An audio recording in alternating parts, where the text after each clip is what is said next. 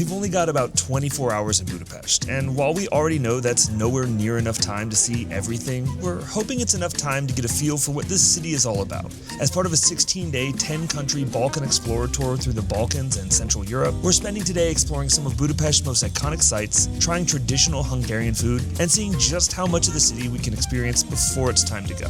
But let's get checked into our hotel first. Okay, we are in Budapest, Hungary, and we have just gotten checked into our room. We're staying at a place called the Ibis Hotel. It's very well put together and clean. Got a giant lemon mural on the wall. We've got a cool little bean bag. I'm not sure that we'll have a chance to use it, but I know that Ashley will be very happy about the bedside table. We don't ever see those. We see like a nightstand, sometimes a working desk, but this is awesome. It's a great place. We can just set our laptop and watch a movie. We've also got a very beautiful view of the Danube River right outside of our balcony. We have a tour, but unlike any of the other tours we've done, which have been walking tours when we get acquainted with the city, this one is going to be a bus tour because apparently Budapest is too big to just do a walking tour and have it be comprehensive at all. And honestly, I'm not mad about that. We do have an included dinner tonight as well. And then tomorrow is a free day. We're gonna chill for a second, rinse off, freshen up, kind of just shake out the bus and get back on the bus. We'll see you then. With only a couple of days in Budapest, we were really happy that the first activity our group had lined up was a quick tour of the city. And our guide, Natasha, is amazing. She even taught us how to say hello like a local. But if you would like to act cool and do as the locals, you can say a big, cheerful "see ya." See ya. Wonderful. I really appreciate the smiles on your faces. I know we've only been here for about an hour, but Budapest is making a pretty strong first impression. We learned that Budapest is actually made up of two historic cities, Buda and Pest, both on opposite sides of the Danube River. And while we'll be exploring both sides over the next couple of days, this was our chance to get our bearings and figure out where everything was. We made a few stops along the way, including Heroes Square, which celebrates 1,000 years of Hungarian history, the beautiful Hungarian State Opera House, which is home to some of Europe's finest acoustics, and even a station on continental Europe's oldest metro line, which has been running since 1896.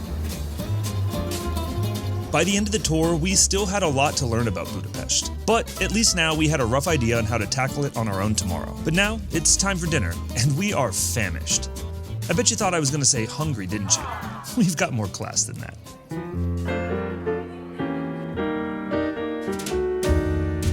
We are here at the lovely Spinoza restaurant, which looks absolutely beautiful. It's got incredible vibes, and I'm very excited about the food. I've never had Hungarian food before, so this should be quite a treat. We started the meal with a creamy tomato soup and a traditional matzo ball chicken soup. They were both great, but the matzo ball soup was the clear winner. It's so hearty. For our mains, we wanted to try both options, so we got some zucchini pancakes and, of course, chicken paprikash. We weren't expecting much from the zucchini pancakes, but they were actually amazing. But this is what we're most excited for. The chicken was cooked perfectly, the pasta is such a nice addition, and the sauce brought everything together. Okay, let's be fair. The paprika brought everything together.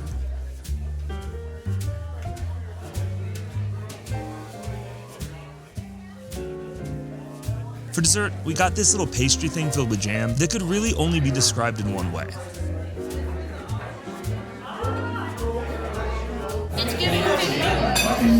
This was a perfect introduction to Hungarian cuisine. We'll see you tomorrow.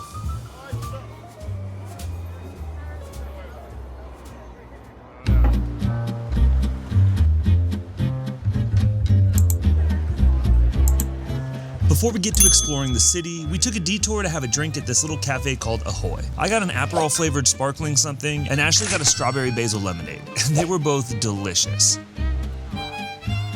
The best part is we got to meet up with some friends who live in Hungary. Hi guys! Okay, now off to Central Market.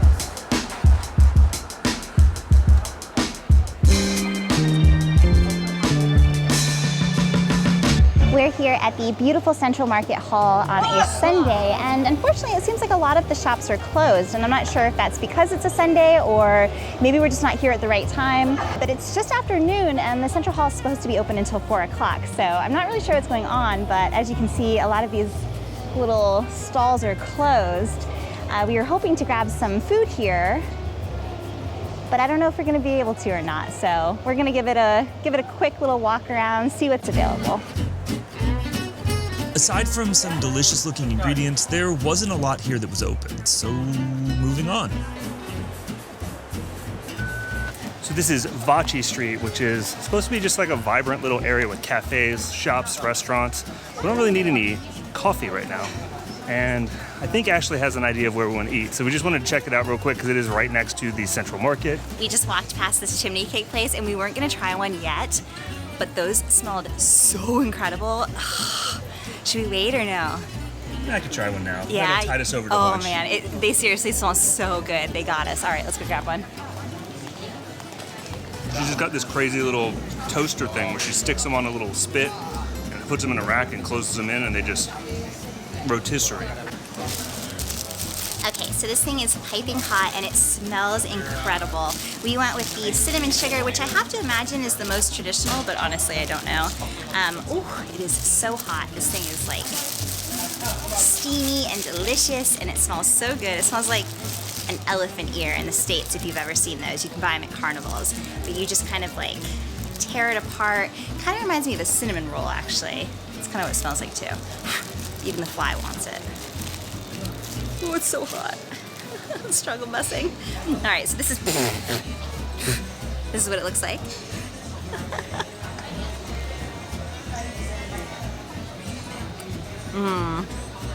It's so good.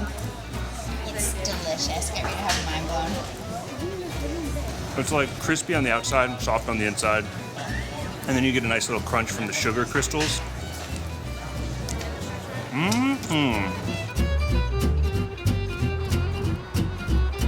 Honestly can't believe the buildings that we're walking around and through right now. Like everything's like a work of art. There's statues and I guess they're gargoyles, maybe not. I think gargoyles are technically like water spouts, but everything feels like it came out of a fairy tale or a history book or a museum. And this is just like, oh, you know, a shopping and cafe street. It is absolutely incredible. We had no expectations about Budapest, and now it's become hands down one of our favorite destinations on this entire tour. That goes to show you that we know nothing. Hello. Everyone's so nice here too. It's like full of friendly people. Hello. See what I mean? If you know what we're gonna eat, let us know down in the comments below. It's a very traditional Hungarian dish. We are starving. So we're standing in front of Goulash and Langos bar. It has over 35,000 reviews on Google alone. So this is probably a great place to try goulash and langos, but I've actually got another place in mind that I found in Reddit that's supposed to be a little bit more local, authentic. The prices are really good, and I've heard from quite a few people that it is the best meal that they've had in Budapest. So we're gonna head that way now, and I'm very excited to try it out. I hope it lives up to the expectations. But if you have been to this bar, let us know how it is. Is it worth going to? Should we not skip it? Are we making a mistake? leave a comment below, let us know. So we just passed what our tour leader Will likes to call an evil ATM. It's the Euronet brand of ATMs. They just have exorbitant fees and awful exchange rates. So it's definitely not the place you want to go and pull out cash. The best thing to do is find a local bank ATM and then use your credit card's conversion to get the best rates when you are pulling out cash. One thing to note about Hungary is even though it is part of the EU, they don't use the euro as the official currency. So almost everywhere we've been is going to take the Hungarian, what's it called? Forint? The Hungarian forint, I think is what it's called. It's HUF. Ironically, our friends that we met with earlier pointed out that my hat is like the abbreviation for the local currency. So what a perfect hat to wear here. Some places will take euros, and almost everywhere we've been has accepted credit cards. Most of the credit card machines will ask you whether you want to pay in the local currency or in American dollars. Always select the local currency because it's almost guaranteed that your bank's going to have better conversion rates than their credit card machine. So just a little tip for if you're traveling. So it's a little blown out, but behind me, I don't think you can even see it right now, is the Danube River. We're actually going to be on the river a little bit later tonight. It's gonna be very, very fun and hopefully very magical and special. So we're about to hop on either a tram or the metro to get to this restaurant. So we've got to figure that out real quick. You can get an all-day metro card, which is only €6 per person. I believe you have to buy them in like the metro station, and they work on all public transportation. Okay, thank you. All you have to do is show these, so we're good. Very reasonably priced, like €13 for both of them. And it covers you on the buses, the metros, and the trams. They have a 1-day, a 3-day, and a 15-day option. Yeah, so that depending on how long you're here, you can just be set and all ready to go. Don't lose them. They're like cash. If you lose them, you got to buy another one. Cool. Yeah, so we're all set.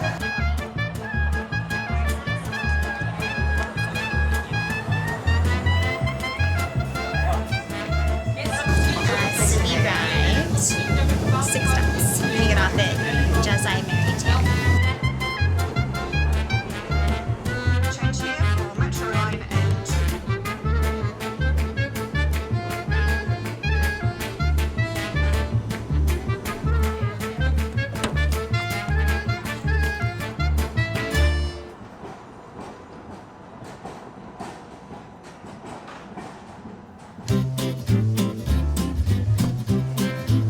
So we are here at Pasoni Kisvendeglo. How did I do? I hope the Redditor community did not lead us astray, but it looks very, very good, so let's go grab some goulash. So we just got seated and the staff is lovely here. We only had to wait 2 minutes for a seat, but this place is fully packed, which tells me that it is going to be very good. I think we're the only, foreign tourists here. Definitely the only Americans, so that's a good sign. So we've got the delicious paprika sauce, which we will be using a healthy amount of. And then they were kind enough to bring us what I have to imagine is some freshly baked bread. Ooh, yum. Oh my God, I'm gonna be drunk. I just want to point out that this is not like paprika I've ever had before. If you've ever cooked with McCormick paprika, you've never had paprika until you've been to Hungary. This is one of the best flavors I've ever had. Yeah, that's all I've got. It's so salty and so spicy and just the perfect spread for bread. There's a little bit of a language barrier, but I think we ended up getting the goulash soup and then also these little dumplings is what they're called, which sounds adorable and delicious. Note to self, little dumplings, more like pasta. Hungarian goulash is a thick soup or stew that usually consists of slow-cooked beef or lamb, onions, potatoes, and is seasoned generously with traditional Hungarian paprika. I honestly think Ashley's been waiting for this bowl of soup her whole life. All right, I don't want to bother people with us filming, so we're gonna enjoy this meal, but I'm sorry you can't be here.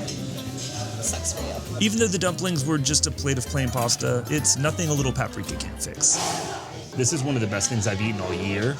It reminds me of home. And I know that YouTubers and vloggers and travel content wizards or whatever you want to call us, we tend to be like, oh my God, everything's so delicious and get all weird about it.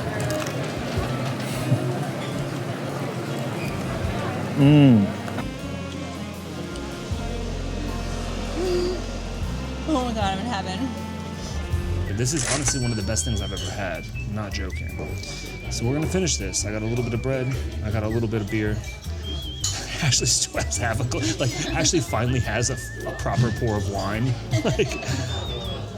Come to this place. We leave links to every place we go in the description of our videos. So if you're in Budapest and you want to try some delicious food on the Pest side, you got to come here because I'm just not 100% sure you'll find better goulash soup.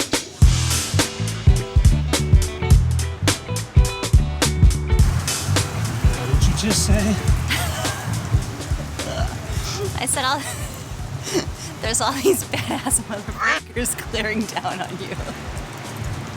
But it's everywhere you look, you have to look up. There's so many. I mean, look over there, look across the street. They're just everywhere. There's all these faces in these grotesque, painful or judging or something, just expressions on their faces, and they're just so interesting. We're actually gonna go to the riverfront now. Oh, look, there's another one of these brass plates. We learned about these brass plates last night on our group tour, and basically what they are is they're to memorialize the people who lost their lives in the Holocaust here. And so there's one right here.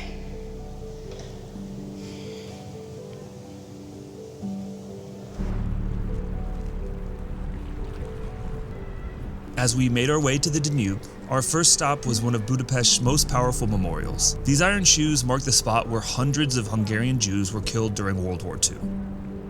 Before being executed, victims were forced to remove their shoes, which at the time were considered valuable and could be reused. The memorial itself is simple but powerful. Standing here and seeing dozens of pairs of shoes lined up along the riverbank makes history feel a lot more real. It's a quiet place, but it's one that leaves a lasting impression.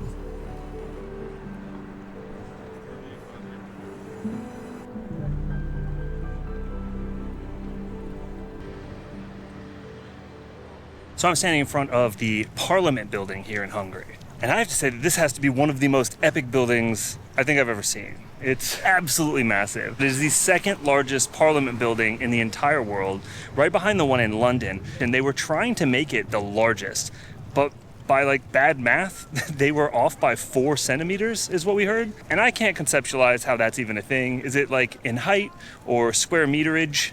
And like, why couldn't you just add a little more or chip away at a wall or something on the inside? This thing is unlike anything I've ever seen before. I didn't even know I liked this style of architecture, and now it's like I just can't stop gawking at it. It's just incredible. I've never seen anything like that. I'm so intrigued. They've also got a beer bus, if you're interested. That looked really fun. It's all kinds of quirky transportation here in Hungary. Half of Budapest lies across the Danube, so we hopped on a bus, made our way over to the Buda side to explore the city's historic castle district.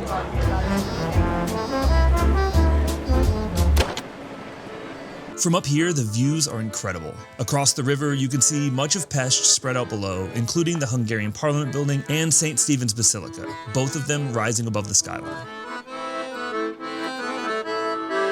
The atmosphere here felt completely different from the rest of the city. While Pest feels busy but lived in, the castle district was packed with visitors and buzzing with activity. Unfortunately, the ticket office was already closed by the time we arrived, so instead of heading inside, we spent some time wandering the grounds, taking in the views and admiring the architecture. And honestly, even from the outside, the scale and detail of the castle is really impressive.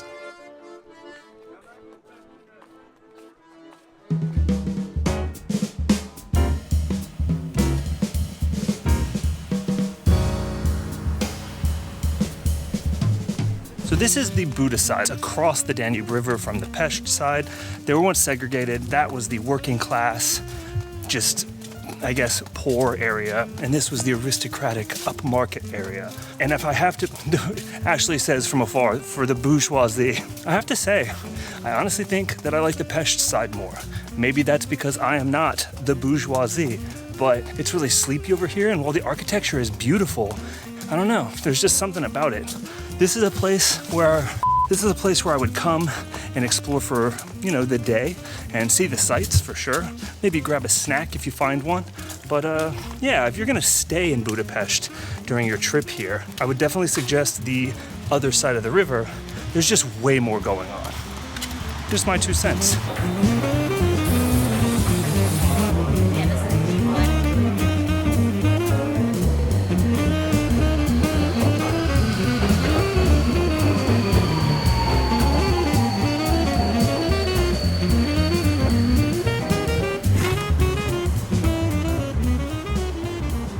After a quick refresh at the hotel, we're back with our group to head out for a Danube river cruise.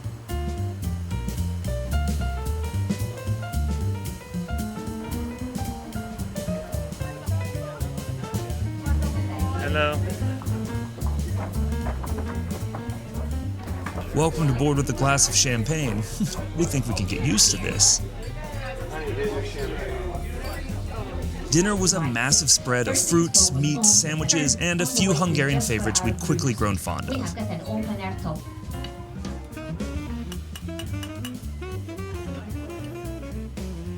We filled our plates, settled in, and enjoyed the views as we cruised along the Danube.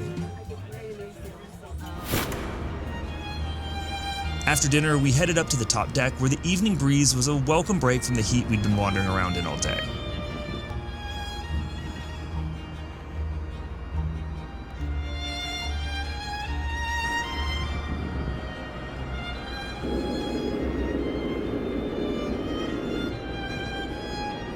By this point, we'd started settling into the group and making a few new friends.